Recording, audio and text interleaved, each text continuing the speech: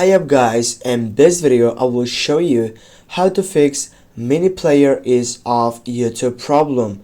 Yes, this could be brings by getting a full cool feature called Miniplayer, which allows videos to keep running and playing even when you minimize them. They show up at the bottom of the application, and however, any video that's set to made for kids won't autoplay in the Miniplayer.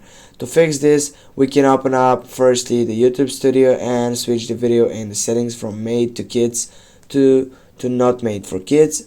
And this trick works the same for iPhone and Android. This you need to know before we start with this explanational video.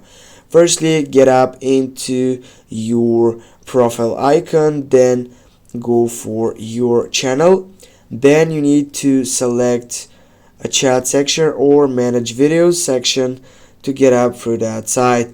Then select a video which you want to get up through this process. For example, I will go with the first video. Just tap on the three dots on that video, go for edit on the third selection, and here you're gonna find out audience. It says no, it's not made for kids. Yes, this is so important to make sure that it's not selected by the first site, that this is selected to the second side. Thanks for watching. Don't forget to hit that like and share the video. See you soon guys.